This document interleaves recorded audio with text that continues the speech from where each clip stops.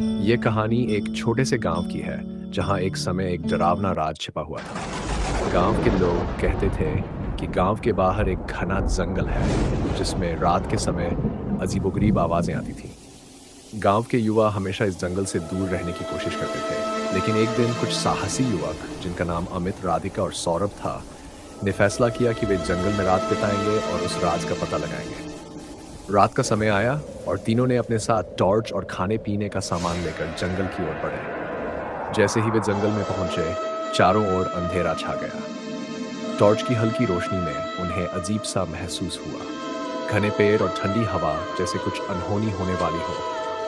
तुम्हें यकीन है कि हमें यहाँ आना चाहिए था?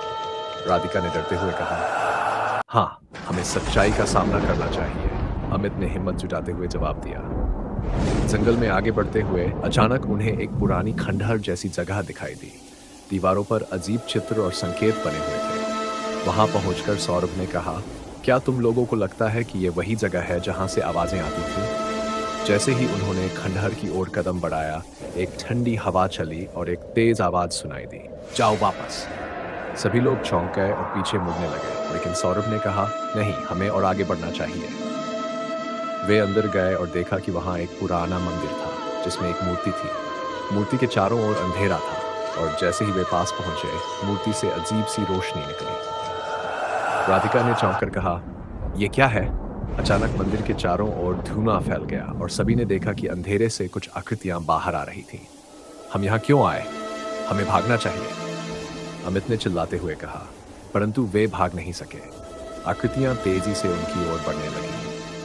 राधिका ने डरते डरते कहा, हमें साथ मिलकर लड़ना होगा। उन्होंने अपनी हिम्मत जुटाई और एक दूसरे का हाथ पकड़कर उन आकृतियों का सामना किया। जैसे ही उन्होंने मंदिर की मूर्ति को छुआ, एक चमकदार रोशनी उनके चारों ओर फैल गई और आकृतियां गायब हो गई। उनका डर धीरे धीरे खत्म हुआ और उन्होंने समझा कि उस जंगल में सचमुच एक राज था। वे लौटकर गांव आए और सबको बताया कि कभी-कभी डर का सामना करना जरूरी होता है। इस अनुभव ने उन्हें यह सिखाया कि साहस और मित्रता से कोई भी खतरा पार किया जा सकता है। लेकिन अब वे जानते थे कि जंगल में अकेले जाना बहुत खतरनाक हो सकता है।